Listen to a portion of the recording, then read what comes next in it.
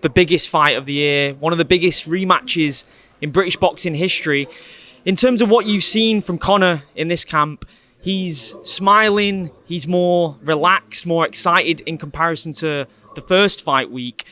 Is that something that you've seen behind closed doors, and is that something you've talked about as a team that is necessary for a win?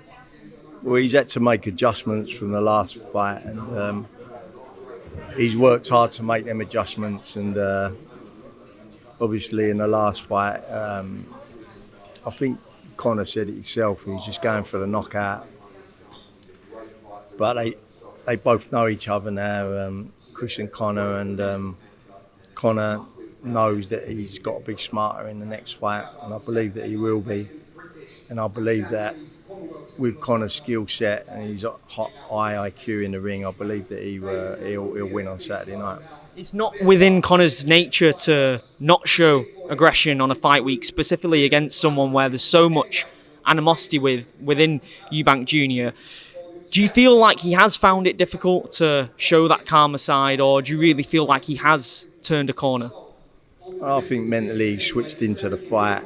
He's not really thinking about anything else other than the fight on Saturday night, and I just think he's zoned in and he knows what the job's in front of him, what he's got to do. He knows it's going to be a tough fight, but he knows he's capable of being smart and beating Chris. And I think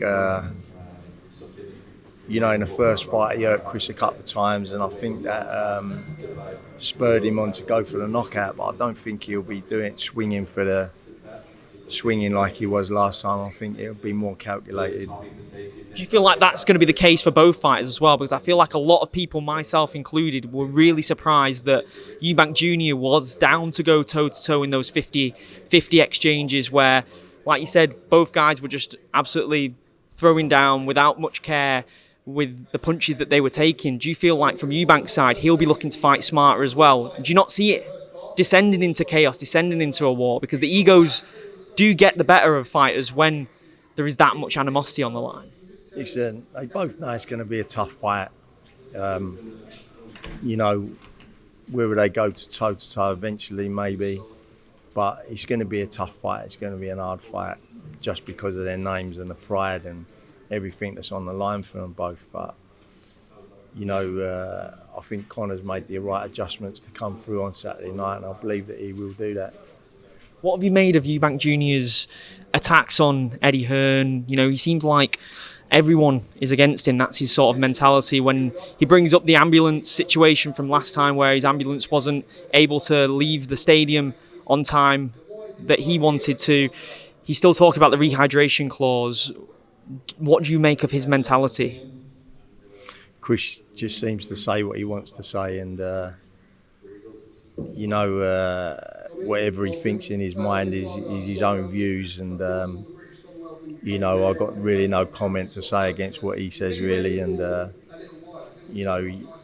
he sells the fight, and that's the main thing. And as long as he turns up Saturday night to fight Conor, that's all I'm really worried about. How highly do you rate Chris Eubank Jr. as a fighter? How dangerous is he, having prepared for him 2-3 camps now and seen him up close in the ring with Conor Benn that first time? Yeah, he's a good fighter. He's like a world level fighter, and sometimes you go through your career and the world title shots just sometimes don't come when you want them to, and he's more than been capable of winning a world title. But listen, he's a world level fighter, and he's a good fighter, and he always has been a good fighter, and it's always going to be a tough fight, this fight, and it will be a tough fight Saturday. It's only a 2-fight deal, and Conor's made it very clear world title shot is what he wants next. But obviously Turki Al-Sheikh holds all the cards. He's a huge fan of both fighters. If it turns out to be 1-1 after Saturday night and he wanted to see a third fight, huge money on the table, would that be something that you'd have to consider, even though as a team your heart's set on a world title? Well, I think Conor's next fight's penciled in at 147 for early next year, so I think he really wants to drop down and fight for a 147 title. That's his dream. So, you know, obviously after these 2 fights, he's financially secure and you don't have to kind of worry about the money. Whether a third fight happens down the line, maybe,